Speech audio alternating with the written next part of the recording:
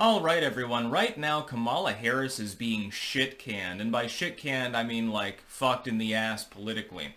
The Democrats just fell behind in North Carolina for early and mail-in votes, which is dire for them because typically the Democrats have, like, the early get-out-the-vote thing, and the Republicans have, sort of been lackadaisical about it, so they've eclipsed them there. I think they're ahead now in Nevada as well and slowly approaching that threshold elsewhere.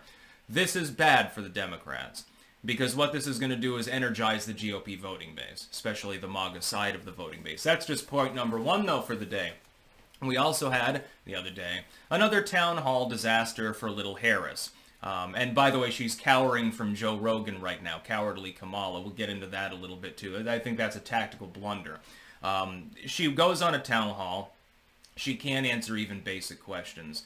Even the people at CNN weren't really fully circling wagons. Instead, they started trotting out Trump is Hitler. He admires Hitler. He likes generals like Hitler. Oh, by the way, he groped this chick 30 years ago, but she's only coming forward about it less than 2 weeks from the election. It reeks of desperation. The Kamala Harris campaign and the Democratic campaigns in general have devolved effectively into Trump, Trump, Trump.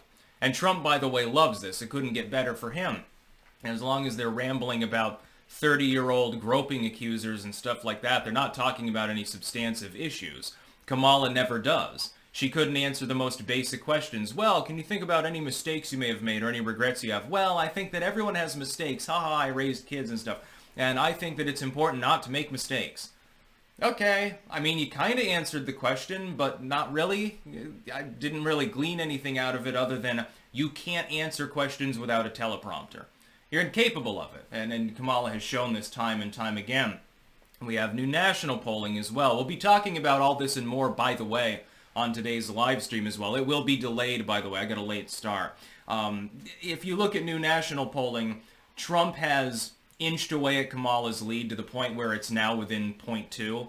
All you need is like one more poll to show Trump up by 1, and that flips the aggregate in his favor. If he goes into Election Day at a 50-50 in national polling, I mean, come on, dude. It's like night and day compared to 2020 or 2016. He was behind by like 4.55 points in 2016. He won that one.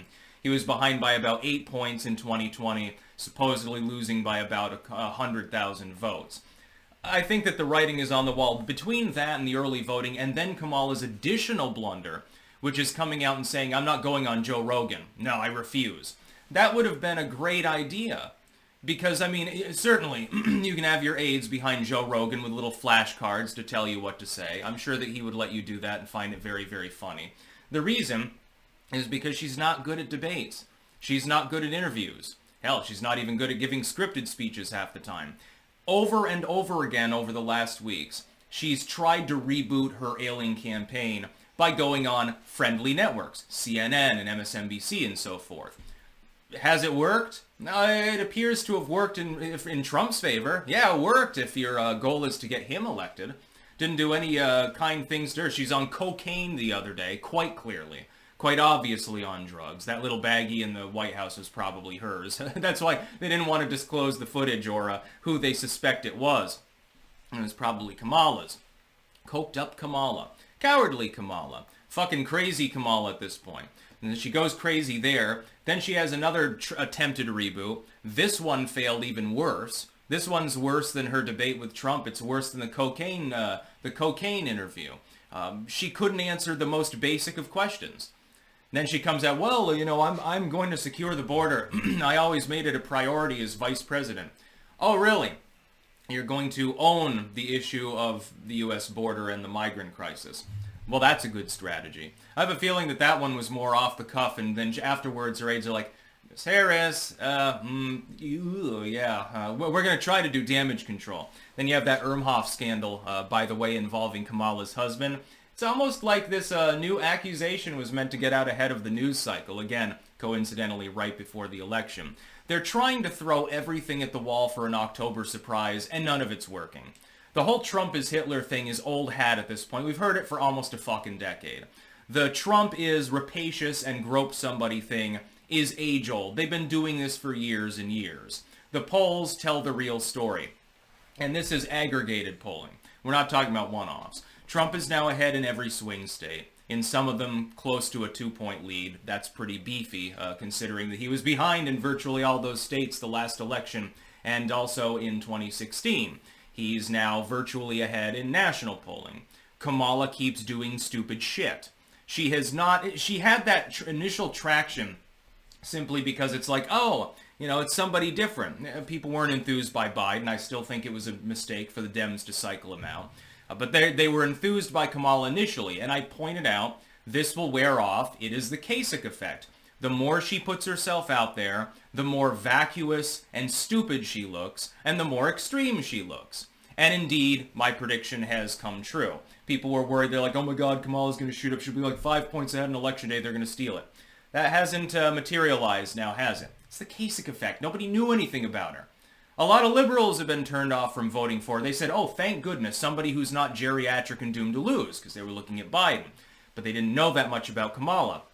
In many cases, they still don't know that much about Kamala, except for what people are writing for her from the opposing side, because she refuses to flesh out her platform. When she makes public appearances, she doesn't flesh out her platform either. It's giving infinite fodder to people that don't like her to effectively shape the public conception of their views. Of her views, rather. It's giving them an infinite amount of capability to do that, and her staff appear to be too stupid to understand this. She is being badly beaten. It's not like in 2016 where it's like it's a nail-biter. I figured that Trump would win, but it was very close. It's starting to deviate from being close at this point.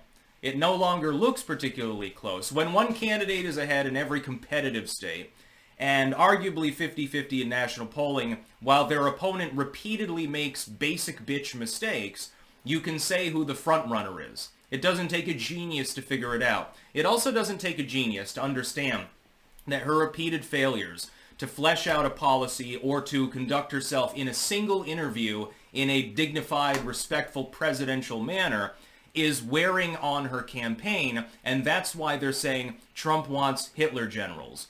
Trump sleeps with Mein Kampf. Trump groped a chick 35 years ago, etc., etc., etc. Trump he's a fascist. They're calling him a fascist now, which is hysterical. We haven't heard that one before either. Oh, Trump is a Nazi? It's funny, last week there was a headline, Trump is like Stalin, Hitler, and Mussolini. It was basically like super fascism. I guess they've downgraded it back to just Trump is Hitler at this point, Orange Hitler. It's very, very interesting. The dynamic of this campaign is very, very strange. The Kamala Harris campaign, I think, should she lose, and I believe she will, is going to end up in the history books for all the wrong reasons. It's going to be a laundry list of things you should not do during a presidential campaign. It's going to be absolutely hysterical. And then they'll whine about it. Well, because of Kamala Harris being stupid, we got this fascist back in office for 4 years, and we had to go through legal loopholes to try to stop him from doing fascistic things. That's about all.